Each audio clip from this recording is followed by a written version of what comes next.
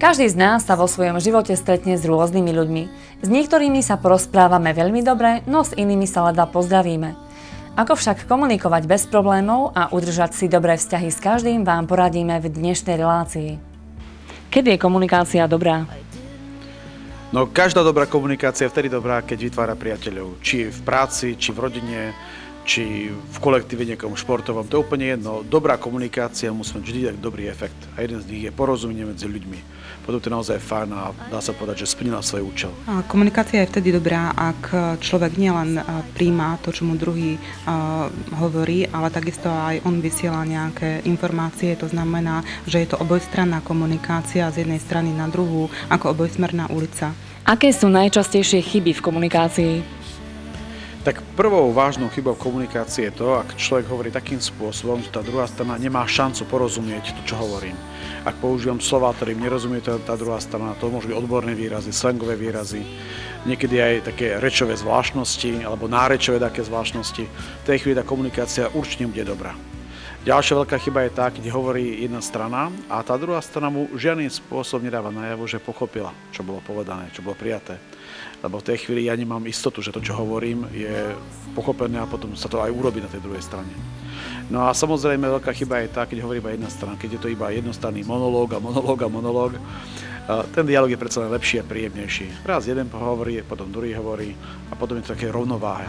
Tá komunikácia vlastne typ energie, to nejaká energia to ide z jednej strany a sa musí dať aj na tú druhú stranu. Potom to je fajn. Ak vám niekto príde povedať, vieš čo, urobil som takú a takú chybu a chcem to napraviť, to je veľká vec, to si vážte a pomôžte mu tú vec napraviť. Aké sú pravidlá pre dobré medziľudské vzťahy? Tak prvým pravidlom pre dobré medziľudské vzťahy je určite to, že keď sa s niekým rozprávam, tak vždy tej druhej osobe dám tu jej dôležitosť, tu jej vážnosť. Každý človek si zaslúži, aby som jej vyjadril to, že si ju vážim a vlastne pre každého človeka je najviac dôležitý on sám. To znamená už len to, že si pamätám jeho meno, že si všimnem to, že čo on dokázal v živote. Ocením to, koho on pozná. To sú veľmi dôležité veci pre každého z nás. To je prvé také pravidlo. Druhé dôležité pravidlo je ešte to, aby som stále dodržiaval zásady dobrej komunikácie. To znamená, aby tá komunikácia bola taká dvojcestná. A jedna strana a druhá strana hovorí a dokončuje komunikáciu. Viac ten dialóg ako ten monológ. Prečo majú ľudia priateľov? Možno hlavná vec, s ktorou sme sa narodili, je ochota a snaha pomáhať druhým ľuďom. Sú ľudia, ktorí celý život len berú peniaze, lásku, podporu, ale nikdy nič nevrátia. Tak taký skôr či neskôr nebudú mať priateľov, budú sami. Dôvody môžu byť rôzne, väčšinou je to pretože sme spoločenské, sociálne tvory a potrebujeme žiť nielen o samote, ale aj v kruhu nejakých blízkych ľudí. Máte v práci viac priateľov alebo nepriateľov? No, ťažko povedať. Skôr si myslím, že priateľov, pretože moja práca je práca s deťmi v ústave pre telesne postihnuté deti, takže tam v tom užšom kolektíve mám veľmi veľa priateľov a v tom širšom dá sa povedať, že asi ani nenájdem nepriateľa. Nepriateľov nemám, väčšinou priateľov. No, myslím si, že viac priateľov ako nepriateľov. Snažím sa z každého nepriateľa si robiť priateľa, takže viac priateľov. Určite priateľov. Jedna, rovnako. No, viac priateľov. Ako si ľudia robia nepriateľov? Ľudia si robia nepriateľov niekoľkými spôsobmi. Prvá z nich je tým, že proste sú hlúpi. Ak mám málo informácií, neviem, čo mám urobiť, tak niekedy nechtiac ubližiť druhým ľuďom a ten mi to potom zákonite vráti. Druhá možnosť je, že si vyberám zlých kamarátov, zlých priateľov, ktorí ma doslova nahovoria na nedobrú vec. Ja to urobím, takomu ublížim a zákonite ten človek to takisto bude vracať. Vyrábať si nepriateľov je veľmi nedobrá metóda na prežitie. Hej. Človek nie je stvorený na to, aby žil v kruhu nepriateľov, človek je stvorený na to, aby mal podporu svojho okolia. Človeku nie je vlkom, človek by mal žiť takým spôsobom, aby mal skôr priateľov ako nepriateľov. Takže je to veľmi zlá metóda. Samozrejme, ak idem životom ako tank a všetko válam a sekám, rubem a hlava nehlava, tak sa nemôžem diviť, že jednoducho ten môj život nie je dobrý. A je to možná preto, lebo myslia mnohokrát viacej na seba ako na tých druhých a zabúdajú, že ten druhý môže mať tiež nejaké zlé chvíľky, nálady alebo zlý deň. Ako komunikujete s nepriateľmi?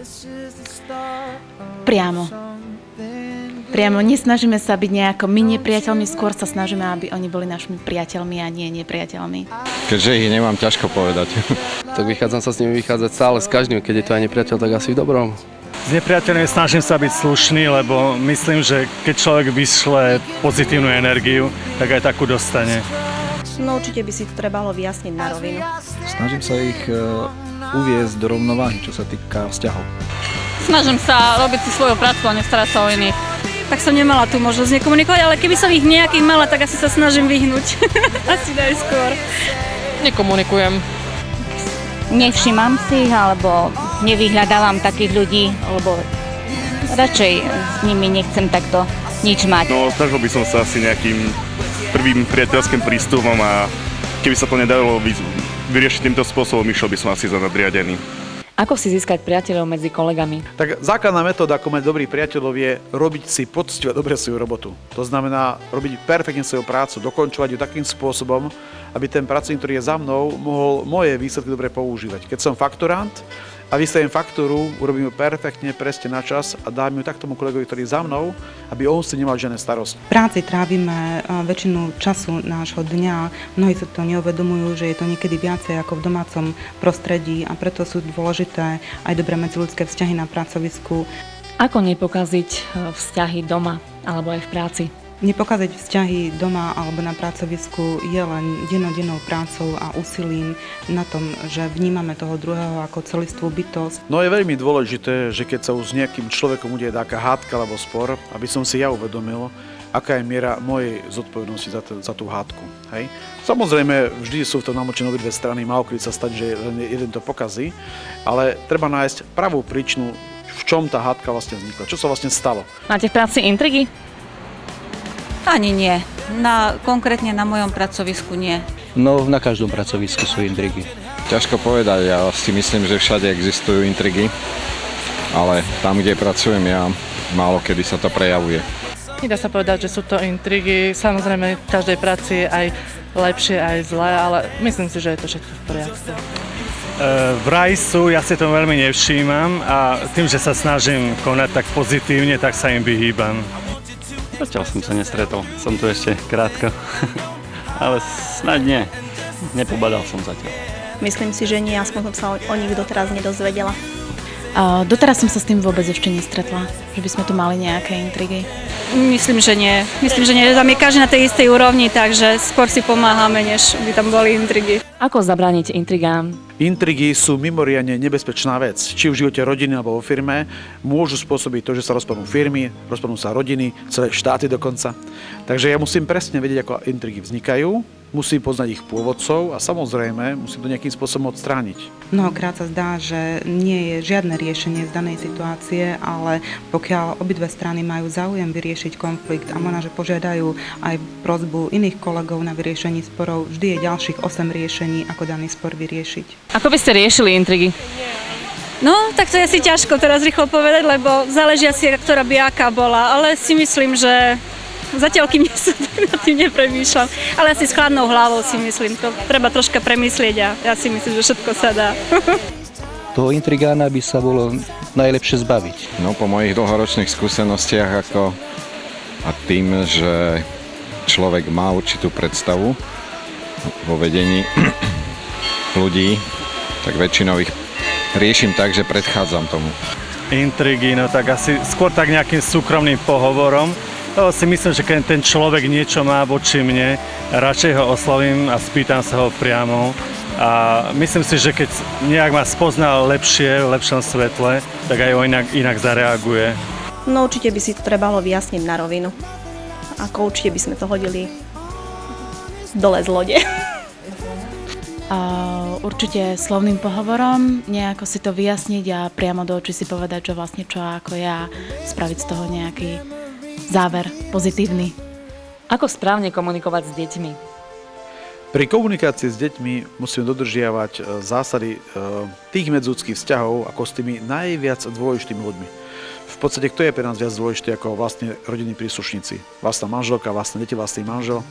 A stáva sa niekedy, že práve tým sa najbližším si nejak viac dovolujeme, o mnoho horšie veci robíme ako s tými cudzími. Pri deťoch je veľmi dôležité, ak sa vraciame z práce domov do domáceho prostredia, neprenášať problémy a konflikty z práce do domácnosti.